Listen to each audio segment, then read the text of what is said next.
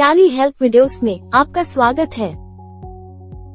इस वीडियो में आप सीखेंगे कि टैली प्राइम रिलीज 5.0 में सेक्शन 194Q के तहत खरीदारी पर TDS कैसे काटा जाता है। आगे बढ़ने से पहले IATDS सेक्शन 194Q के बारे में थोड़ा जान लें। फाइनेंस बिल 2021 के अनुसार सेक्शन 194Q के तहत सामान खरीदते समय TDS काटना होगा।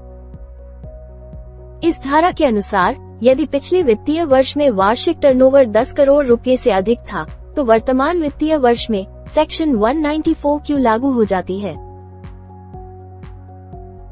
और यदि खरीद या कटौतीकर्ता को अग्रिम भुगतान 50 लाख रुपए से अधिक है, तो 50 लाख रुपए की सीमा के मूल्य पर TDS काटा जाना चाहिए। यदि विक्रेता के पास पैन है, तो आपको 0.1% की दर से TDS की गणना करनी होगी, या यदि विक्रेता के पास पैन नहीं है, तो आपको 5% की दर से TDS की गणना करनी होगी। बिल में ये भी कहा गया है कि सरकारी संस्था, ई-कॉमर्स ऑपरेटर, TCS वसूलने वाले विक्रेता और NRI जैसी संस्थाओं को सेक्शन 194Q के तहत TDS कटौती से छूट दी गई है। अब आइए देखें कि आप टैली प्राइम 5.0 में इन सभी प्रावधानों को कैसे संभाल सकते हैं।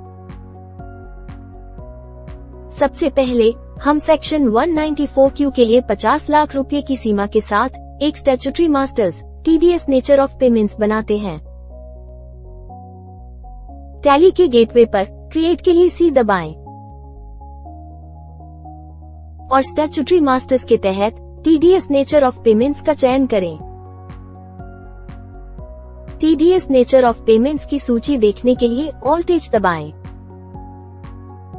194Q टाइप करें या चुनें और एंटर दबाएं।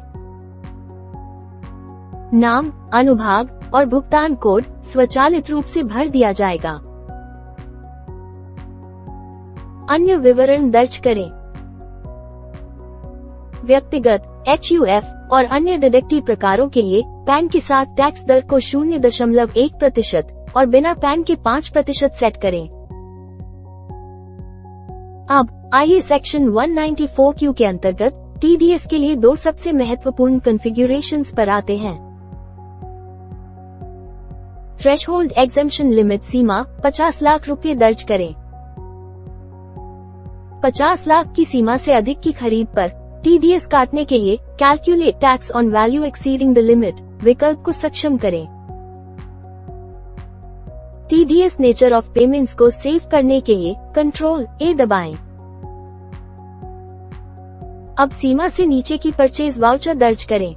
टैली के गेटवे पर वाउचर्स के लिए V दबाएं और परचेज वाउचर को खोलने के लिए F9 दबाएं।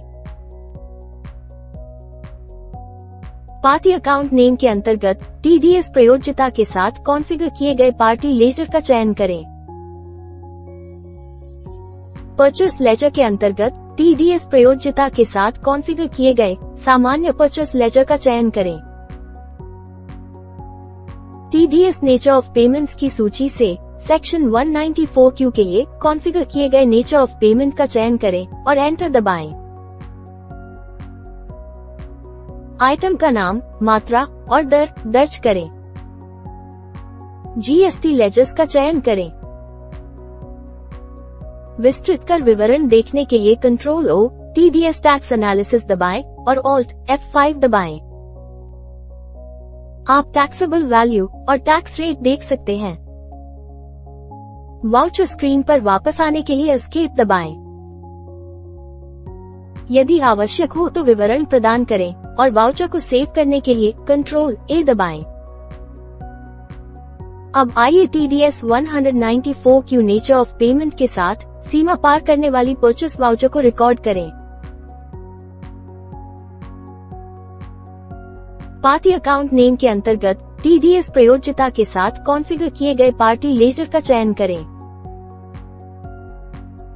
परचेस लेजर के अंतर्गत TDS प्रयोज्यता के साथ कॉन्फ़िगर किए गए सामान्य परचेस लेजर का चयन करें। आइटम का नाम, मात्रा और दर दर्ज करें। GST और TDS लेजर्स चयन करें। चूंकि कुल खरीद मूल्य 50 लाख रुपए की सीमा को पार कर गया है, इसलिए TDS की गणना 50 लाख रुपए से अधिक की राशि पर की जाती है।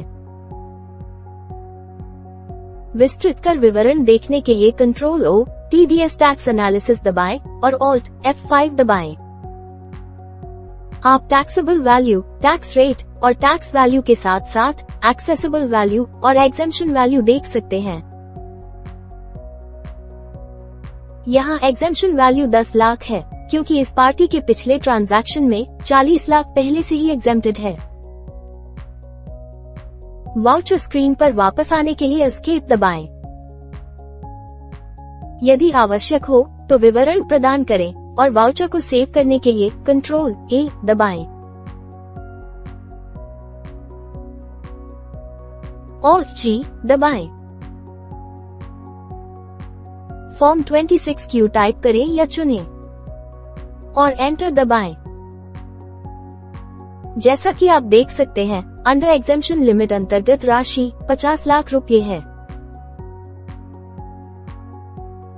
यदि आप 50 लाख पर ड्रिल डाउन करेंगे तो आप देखेंगे कि 40 लाख प्रथम वाउचर से हैं और 10 लाख नवीनतम वाउचर से हैं। नवीनतम वाउचर से ऊपर की शेष राशि, जो कि 15 लाख है, डिडक्शन एट नॉर्मल रेट के अंतर्गत है।